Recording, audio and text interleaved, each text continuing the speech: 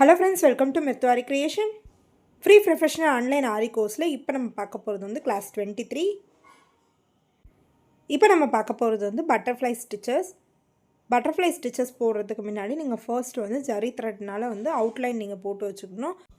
Outline வந்து எப்படி போடணும்னா இது மாதிரி நான் இப்போ போட்டுருக்கேன் பாருங்க parallel lines-ஆ போடணும்.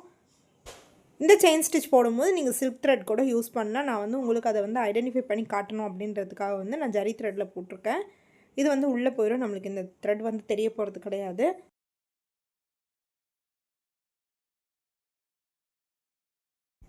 இப்போ நான் எப்படி வந்து ஸ்ப்ளிட் பண்ணுறனோ இதே மாதிரி நீங்கள் ஸ்ப்ளிட் பண்ணிக்கோங்க.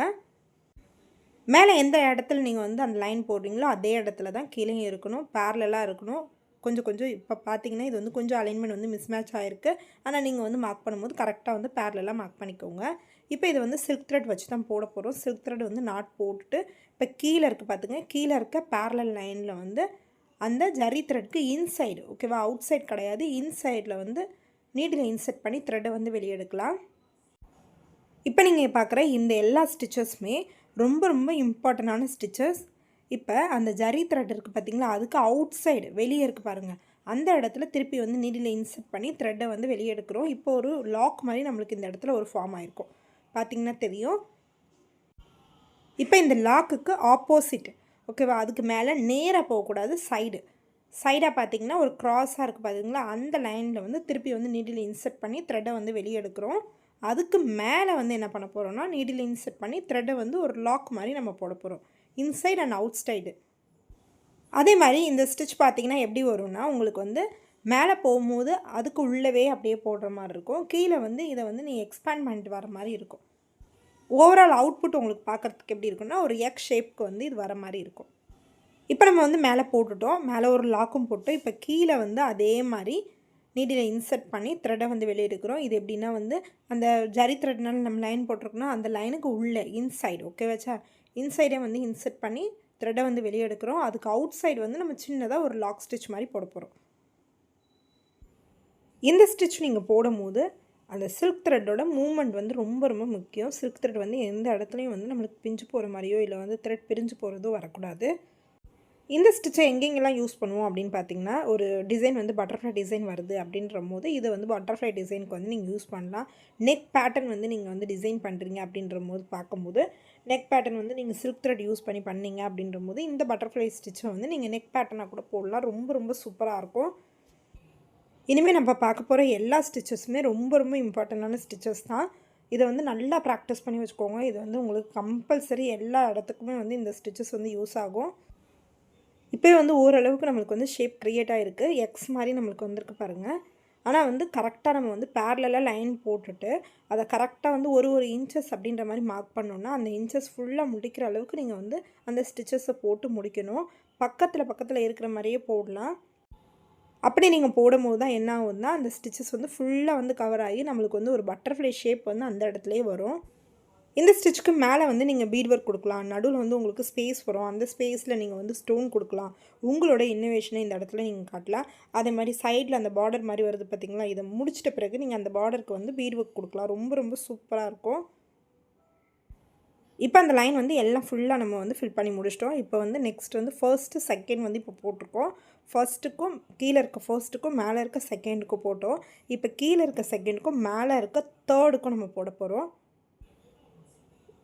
இப்போ பாருங்கள் ஓரளவு நம்ம ஃபினிஷ் பண்ணியிருக்கோம், இன்னும் கொஞ்சம் தான் இருக்குது. அதையும் ஃபினிஷ் பண்ணிட்டு அது பக்கத்துலேயே நம்ம பேரலாக வந்து இன்னொரு சைடு இருக்குது பார்த்திங்களா, அதையும் நம்ம போட போகிறோம்.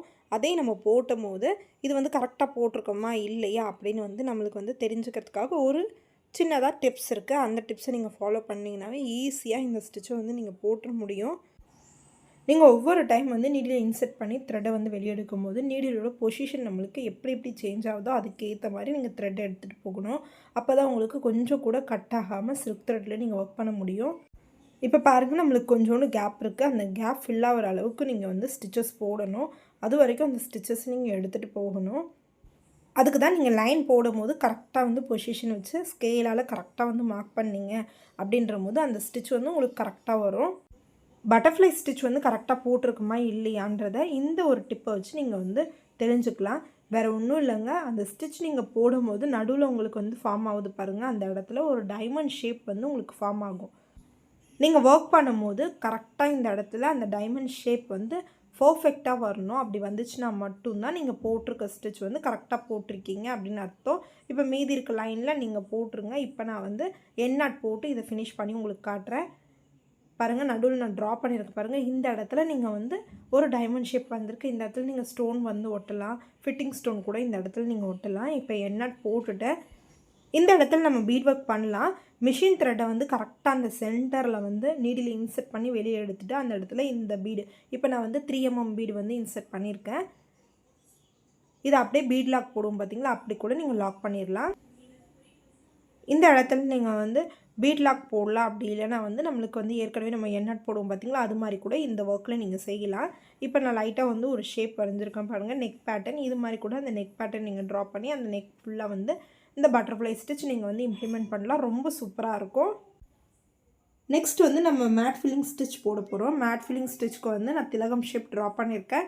இது வந்து ரொம்ப ரொம்ப முக்கியமான ஸ்டிச். எந்த ஸ்டிச்சும் நீங்கள் வந்து கம்பல்சரி கற்றுக்கணும்.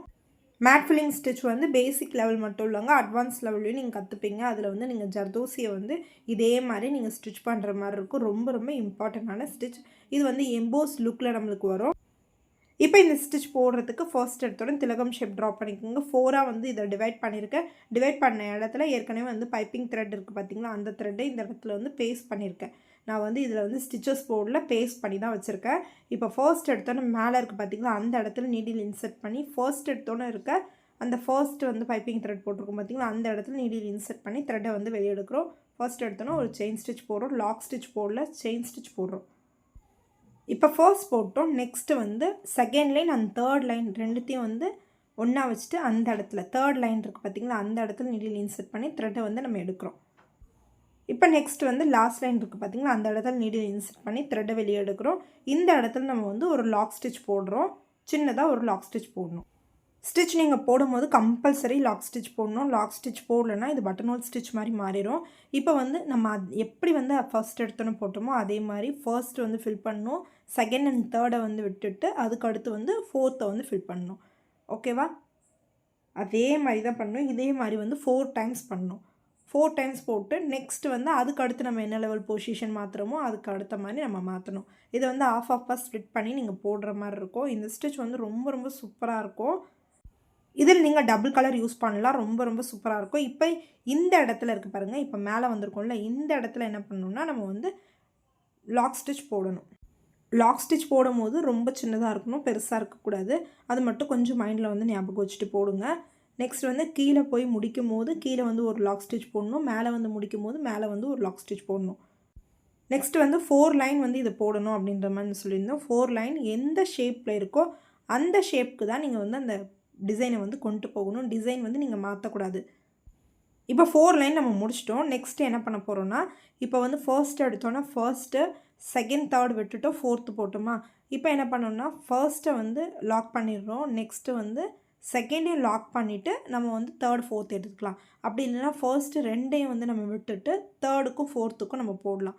நம்மளோட விருப்பம் தான், எப்படி இருக்குது அப்படின்றது நம்ம தான் வந்து பார்த்து அந்த டிசைனுக்கு ஏற்ற மாதிரி உங்களோட இன்வால்மெண்ட்டை, க்ரியேட்டிவிட்டிவை அந்த இடத்துல நீங்கள் எடுத்துகிட்டு போங்க. இந்த ஸ்டிச் வந்து ரொம்ப ரொம்ப முக்கியமான ஸ்டிச். கம்பல்சரி இதை சில்க் த்ரெட்டில் தான் போடணும்.